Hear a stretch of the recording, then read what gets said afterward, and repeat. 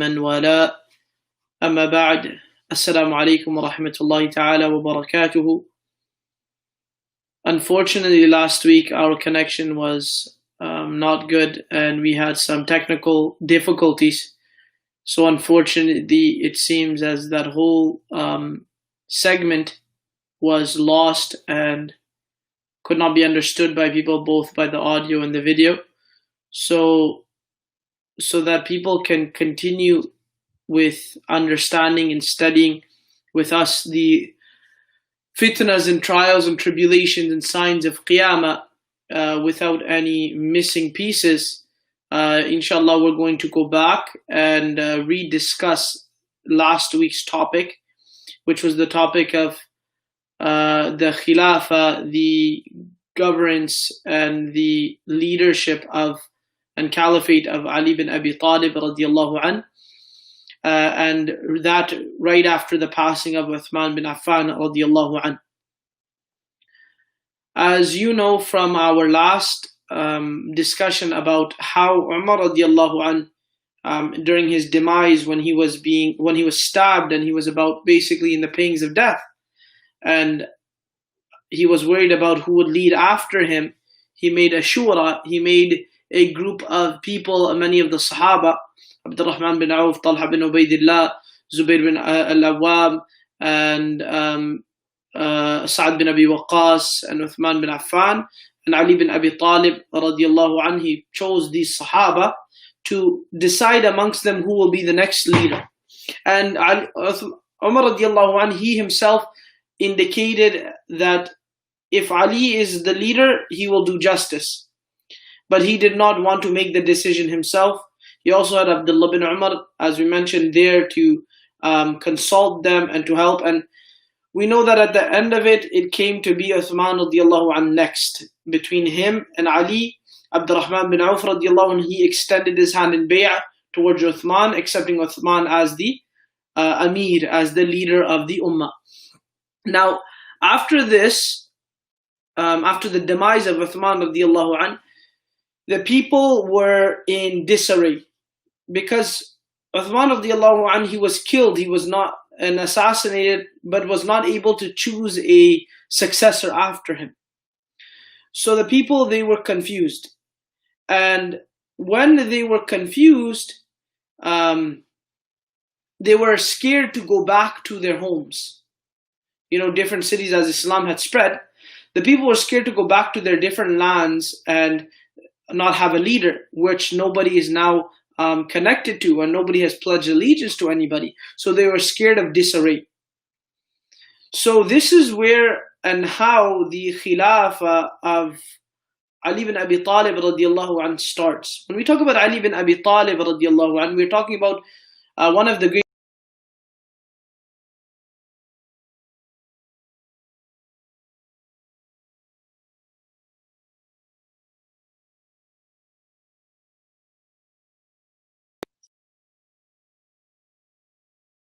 Islam. When Nabi sallallahu alaihi wasallam actually took care of Ali, he took care of Ali radiallahu anhu when Abu Talib, the father of Ali radiallahu anhu, was having a difficult financial time, and Nabi sallallahu alaihi wasallam took care of him, took him into his custody, and during the Maja'ah before the Bi'atha, before the actual existence of Nubuwwah in the world. And so because of that, Nabi sallallahu alaihi wasallam was always close to Ali even prior to this bi'atha, the message of Islam. So when Nabi sallallahu alaihi wasallam came out as a Nabi, and Ali radiallahu anh, as a young boy, he understood this and he heard of this, and he was invited by Nabi sallallahu alaihi wasallam. He asked his father to come into Islam, and his father allowed, and Ali radiallahu anh became the first young boy to enter into the fold of Islam. So there are four general individuals that are well known and have a position in Islam that no one took. For example, the first male man to amongst the kuhul, amongst the elderly, the strong men, was Abu Bakr Siddiq radiallahu anhu to enter into the fold of Islam. The first woman was Khadija radiallahu anha, the first wife of Nabi sallallahu alayhi wasallam. The first young man to join into the fold of Islam was Ali bin Abi Talib radiallahu anhu, and the first slave to enter into the fold of Islam was Zayd bin Haritha radiallahu anhu, the slave of Nabi sallallahu alayhi wasallam, who became the adopted son of Nabi sallallahu alayhi wasallam. So as this kind of this tragic accident, this tragic occurrence event takes place, and now the people are in disarray, the people don't know who to turn to. And one of the fitnas that come in the khilafah of Ali bin Abi Talib radiallahu anhu, which we're going to talk about, which is the main fitna, is called Waqa'atul Jamal. Waqa'atul Jamal, the event of the camel, as they call it. Imam Hakim narrates that Nabi sallallahu alayhi wasallam, he said to Zubayr radiallahu anhu, Atuhibbu Aliyan, do you love Ali? And then Nabi sallallahu alayhi wasallam said, Ama innaka satakhruju alayhi wa tuqatiluhu wa anta lahu zalim. Zubayr, do you love Ali? Because definitely a time will come, and remember what I am saying, that you will go against Ali and fight against him, and you are in the wrong. And Nabi sallallahu alayhi wasallam also said to Aisha radiallahu anha that كيف بإحداكن إذا نبحتها كلاب هوأب.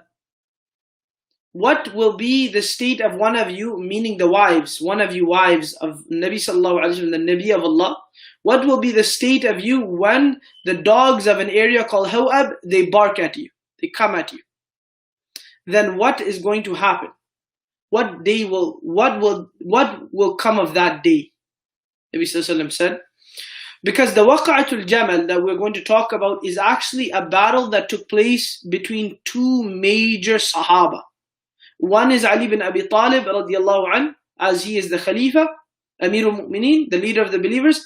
And next to that on the other side is our mother, the mother of believers, Aisha radiallahu anhu, bint Abi Bakr as-Siddiq, the daughter of Abu Bakr as-Siddiq radiallahu anhu. So basically what happened was Nabi sallallahu alayhi wasallam, he indicated in many ahadith that there will be a issue between his wife Aisha, or one of his wives, and specifically Aisha radiallahu anha, and Ali bin Abi Talib. And what's interesting about this is Nabi sallallahu alayhi wasallam is warning them about this, but it is a sign of nubuwah. He is prophesizing the realities of these things, so they're going to occur. And even if they all realize that this is wrong, it will still occur, because it is amongst the maqadir, it is amongst the destinies that will exist. So Aisha radiallahu anha, when Nabi sallallahu alaihi wasallam said this to her, that what will happen when one of you, what day will come in which the dogs of Hawab, they will bark at one of you wives of Nabi sallallahu alaihi wasallam. So Aisha radiallahu anha, she laughed because she was amazed, like, why would we be doing such a thing? And Nabi sallallahu alaihi wasallam, "Unzuri la takuni anti ya Humayra."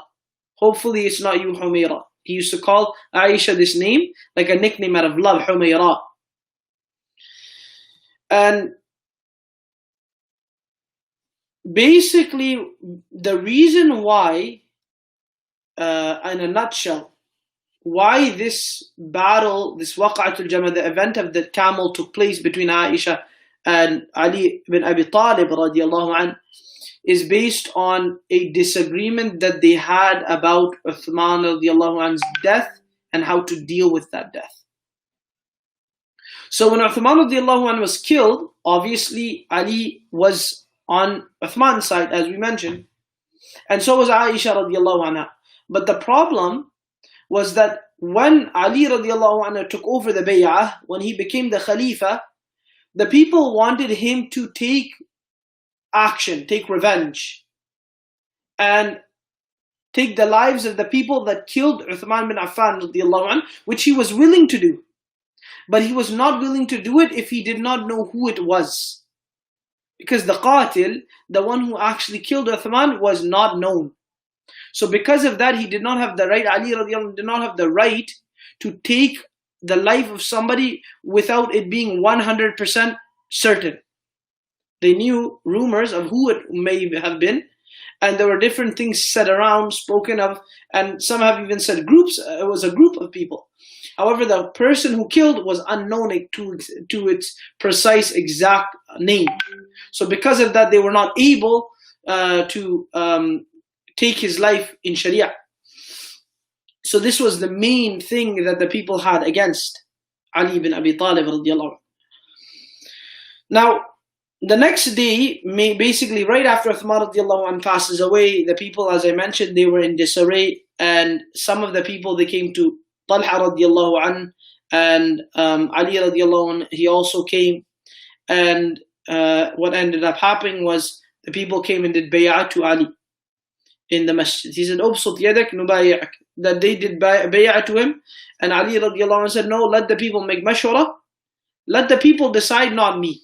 Don't make it that simple that one of you picks me and now I'm Amir. Let the people decide by and large. Yani, let it be more open this time. Not just one or two of you do bay'ah and we move on."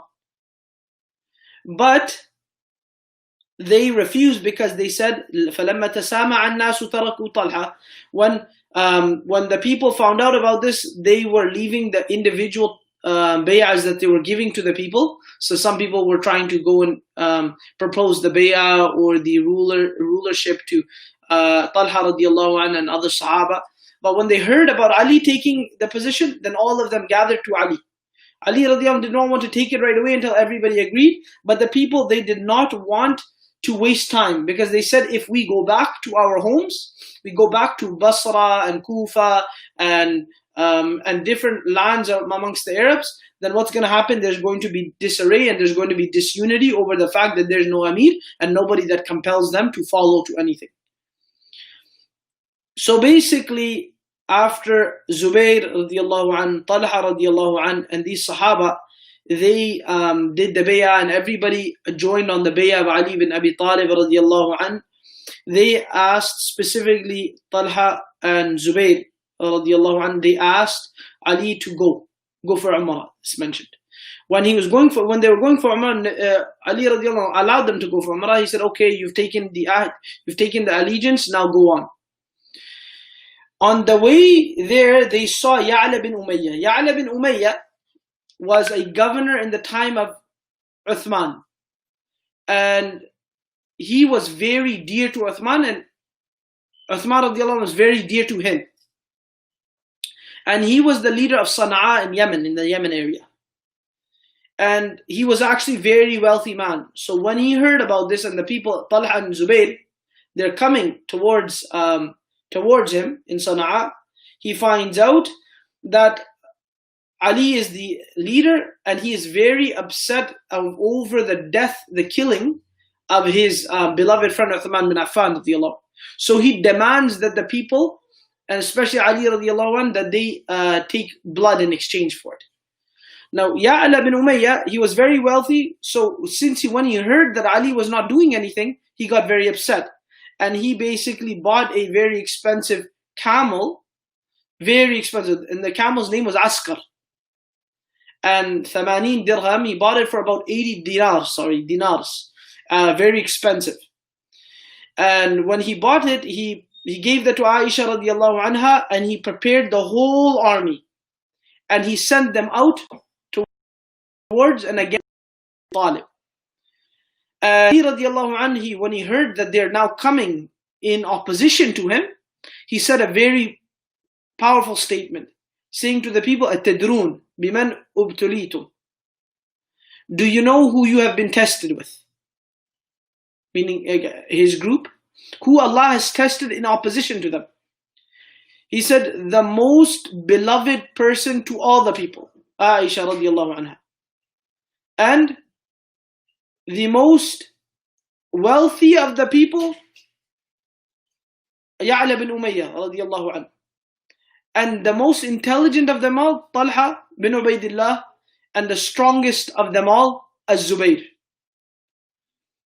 So as they headed towards Basra, meaning Talha and Aisha radiallahu anhu and the group, They had a few thousand people with them as they're traveling, and Umayyah, Ya'la bin Umayyah had prepared them completely, and they were really fully ready. She was on a howdaj, she was on a carriage, on this horse, on this camel, on this jamal, this very expensive camel. And they were traveling towards, and then she hears the dogs of Hawab barking. So when she hears them, she says, where are we? And they said, we are the Ma of Hawab, we are near Hawab. Then she realizes what Nabi Sallallahu Alaihi Wasallam said is about her is true. So she says, لا أظنني إلا راجعة. I think I must go back. I have to go back.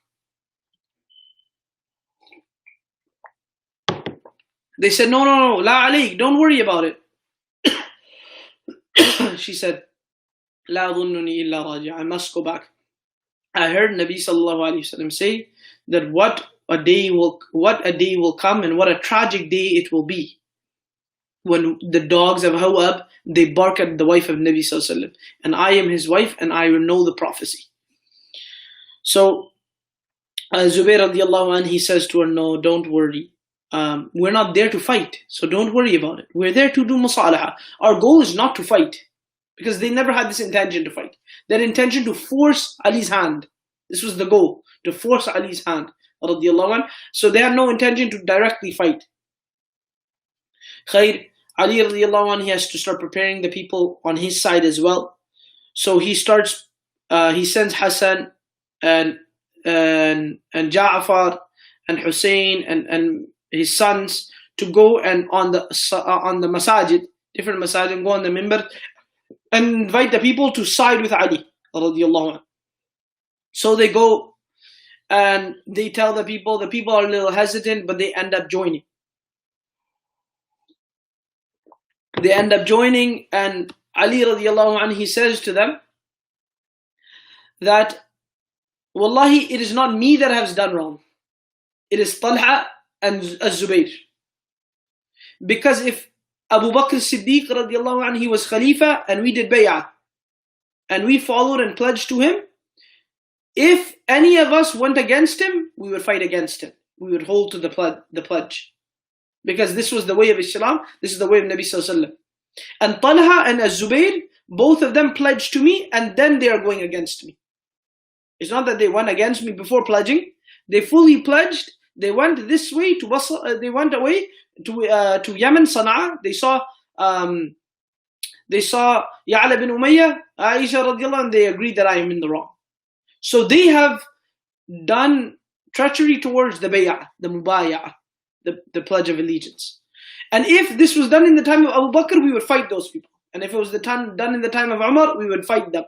And if it was done in the time of Uthman, we would fight them. Only reason we did not fight in the time of Uthman was because he did not allow us. Because he said, Inna Rasulullah sallallahu alayhi wa sallam ahida ilayya amran wa ana sabirun alayh. He said that Nabi sallallahu alayhi wa sallam told me something that's going to happen in my life, and to have sabr and don't fight. As we did discuss before. So they all agreed, they joined, and both of these armies on each side, they came close to each other. Now they originally wanted to do musalaha. They wanted to reconcile. So as they're discussing, their Sahaba on the side of Ali, like Uthman bin Hudayf radiallahu anhu, that is telling them that you guys are in the wrong. He says to Aisha radiallahu anha, when they're talking about the death of Uthman bin Hunayfa radiallahu anhu, he says that, O mother of believers, O Aisha al-Mu'mineen, that you're leaving your home, getting on the camel, and coming towards us in battle is greater than the death of Uthman itself. So don't do it. And Talha and Zubayr radiallahu anh, they were also arguing against Uthman bin Hunayf and Hassan, Hussein, and those Sahaba that were on the side of Ali radiallahu anh, and they were both in disagreement. Both of them Sahaba, both of them Udud, both of them great and valuable companions of Nabi sallallahu alayhi wa sallam. Then some people start throwing rocks and start instigating the battle. They don't have sabr, they're not listening, they're not leaving. Yani, this is what happens when you leave. One lesson you can learn from this is what happens when people do not leave the matters of the ummah in the hands of the elders. Because if they don't leave it in the hands of the elders, even though you may be following those elders, you may be following one group of ulama or sadat, leaders of the ummah, and other people may be following a different group of ulama, sadat of the ummah, and those ulama may not see eye to eye at the moment, but it can be reconciled. They have the same hadaf, they have the same goal. They are leaders of the ummah. They have got in that position out of their ta'alluq with Allah subhanahu wa ta'ala, their mujahada in deen, their sacrifice for Islam. Then the people that follow them, they sometimes instigate it more. And this is where the fitnah can fully spark, even though it could have been controlled. This is why it's very important that when matters of deen come, that it is dealt seriously by the ulama, like it could have been dealt with here, with Aisha radiallahu anha and Talha and Zubayr and Ali and Hassan, Hussein and all of these great, and Uthman bin Hunayfa radiallahu anhum. But because the other people could not have the sabr, and then they started throwing the rocks and they started instigating the problems, all of a sudden the war took place and the battle took place. So then they fought to the middle of the night until it became dark, and some people were killed, many people were killed, and then the next day again the battle continued. And then after many people were killed, they agreed that it's time to do musalaha, let's end this, it's becoming savage. So they ended it. And the one interesting story I can tell you, how strong Sahaba radiallahu anhum were. A man named Hukaym bin Jabalah radiallahu anh, in the midst of the battle, somebody cut off his leg. So when his leg is cut off and it was kind of thrown at a distance, he goes and he takes the leg, his own leg, and he beats the guy to death. And after he beats him to death, he's laying on his own leg. He's bleeding to death now. And he reads this poem saying basically that there's no shame in dying like this, even if I was nude. But the shame is if I were to walk away from the battle and give up. So Sahaba themselves, they were very, very strong-willed human beings. And this is why when they got into a waqa, an event like Jamal, it became very catastrophic. Because they were very strong-willed. They were not weak people, such that they gave up so quickly.